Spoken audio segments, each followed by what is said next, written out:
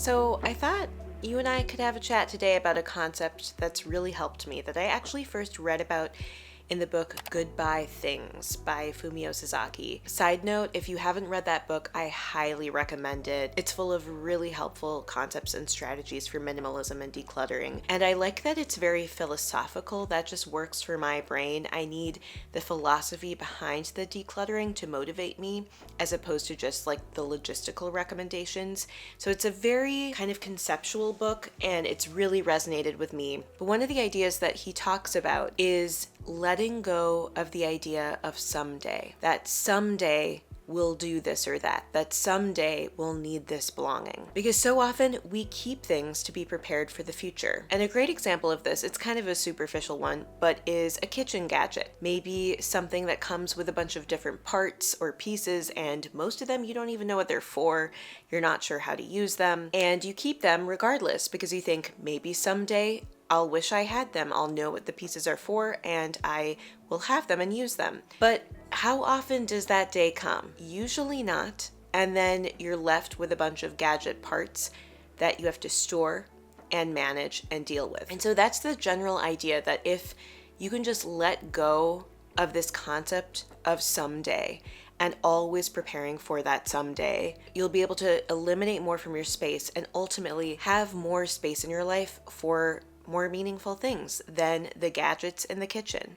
You don't have to spend your energy, time, and money taking care of as much stuff. And I think a lot of us keep things out of this fear almost of someday, that if we aren't prepared for the future, we will regret it later. And I will say, as both a woman and a mom and a self-identifying planner, I think it's reasonable to want to save some things almost financially so that you don't have to rebuy them later. And I think it's easy to feel so much satisfaction in those moments when you did keep something and then months or years down the road you're like, oh my gosh, this is my perfect opportunity to use that thing that I saved for someday. And on occasion that will happen, but the cost is just too high. If you're giving up your freedom, your flexibility in life, your time, your money, your sanity for the sake of that occasional someday moment, you're playing a losing game. And so I do think there's a balance to this. I'm not an extreme minimalist, so I certainly do still keep things for someday. I do think that having this in mind as I declutter and giving myself permission to let go of the things that I'm only keeping for someday has been really helpful to me. But I also want to take this concept a step further because I think there is a wisdom in this philosophy that Fumio Sasaki is talking about. I think part of why we keep things and collect things is not just about those logistical or superficial preparation points. Sometimes it's about not accepting ourselves and not accepting our lives as they are now. I think sometimes when we're buying things, we buy them to impress other people, to build an identity or an appearance of an identity for other people, to help kind of make people gravitate towards ourselves more. Often we're buying things as a way of attracting other people or proving something to ourselves about ourselves, or just feeling better. Like sometimes I'll buy a new outfit just because it makes me feel good. It makes me feel confident, and sometimes the newness of an outfit like kind of revives my confidence. And I don't know, I think there is this element of trying to buy some kind of new identity or new kind of confidence. But the reality is no single object is probably going to really change you that much, and it's just a band-aid to cover up that feeling of not fully accepting ourselves. And so often we're buying things for a future version of ourselves that is never going to exist. Maybe it's this ideal dream version of ourselves that won't ever really come to be. I can think in the past of times where I bought a pair of high heels, for example, thinking, oh, these are beautiful, I should wear these more, I should wear these even to non-super formal social events, I should push myself to wear heels. But the reality is that I don't really like to wear heels unless they're like super comfy and or it's a special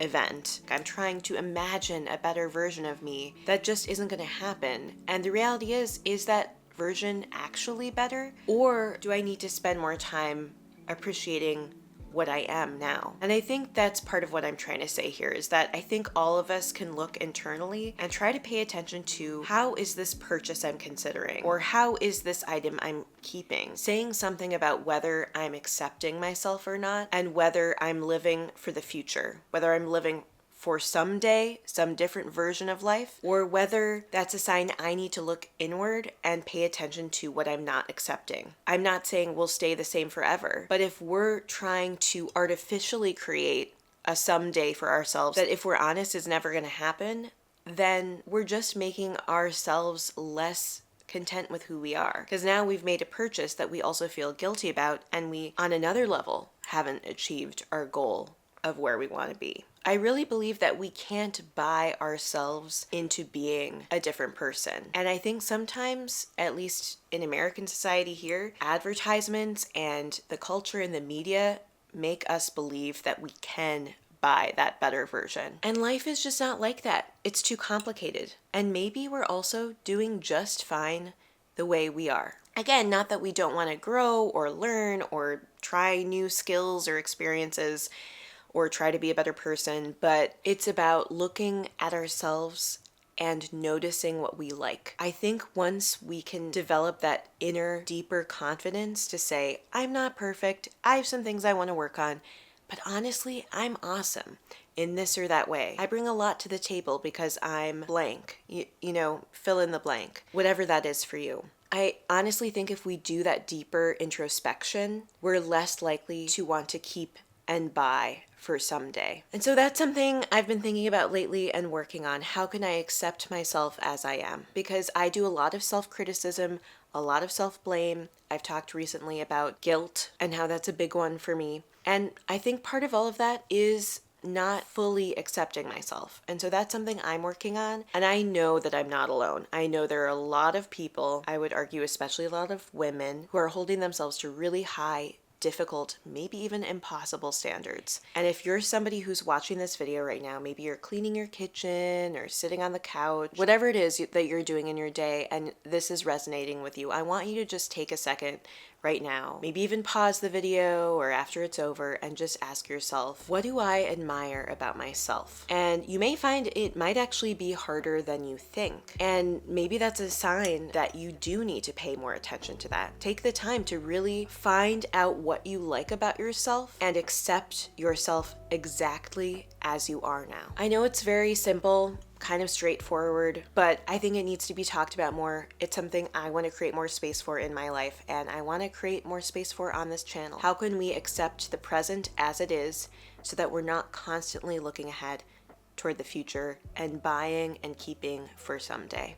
One last little thing I want to add on is I've been feeling lately like I'm just getting more and more comfortable on this channel with all of you. I don't know if you've noticed, but I've been doing even more just like chatty videos like this where I feel like we're hanging out. And I honestly think it's this element of becoming more comfortable in front of the camera, more myself, and being willing to be more vulnerable, more open. Also because I've seen people comment repeatedly over the course of now years, and so there are some familiar faces, and I just feel like I get so much wonderful support and kindness and inspiration, honestly, for me through the comments on this channel. I'm not always the best at responding, but they mean a lot and I learn a lot. And as a result, I've just become more and more comfortable, and I almost want to be able to talk about things that aren't strictly in my niche. But I also get that people might not be here for that or is interested in that, which is totally reasonable for me to be talking about random things going on in my life or random thoughts I have or random things I've noticed. Might not be interesting to everybody. So I've been thinking lately that I might add like a little segment almost at the end of my videos. We'll see how long this lasts. Maybe I won't keep it up. To basically add a little portion of the video where I can talk about just things on my mind, things I've noticed, and just place them near the end of the video. So if you don't want to see it, you can just stop watching. And so I'm going to call this segment my random observation. This is super random, but my random observation today was how I was kind of afraid to go to the dentist. I hadn't gone in quite a while. I'm going to be honest, it had been years. And ever since I gave birth, my gums have been extra sore and they're just more raw and sensitive. And now I know that that can happen after giving birth with all the hormonal changes that's a thing that can happen, but it kind of freaked me out. And also there was this element of like, I'm caring for a child now. I need to make sure I'm also taking care of myself and almost setting a good example. So I was like, I need to connect with a new dentist. It's been a while. And first of all, I'm sharing this to normalize if you're somebody that has been putting off the dentist or something else like that for literally years.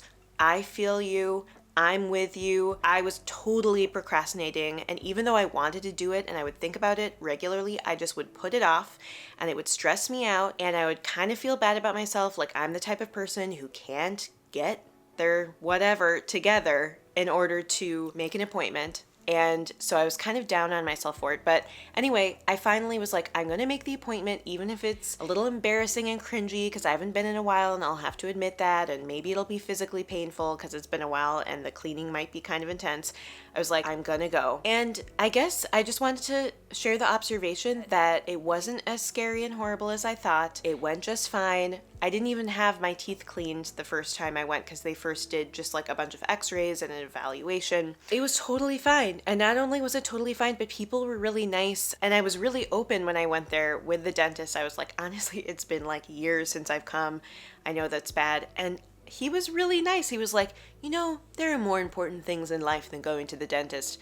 And it was like exactly what I needed to hear. I'm really grateful. It's like, the worst thing that a healthcare worker can do is to make you feel bad when you're there, because then it makes it that much harder to make the next appointment. Whereas now, I'm so motivated to schedule that cleaning now and to schedule my next dental appointment. And I don't know, my observation is sometimes when you can get up the impetus or the momentum to break off the seal of that thing you're avoiding, that thing you're procrastinating on, it actually works out just fine. And so that was my little random observation of the day.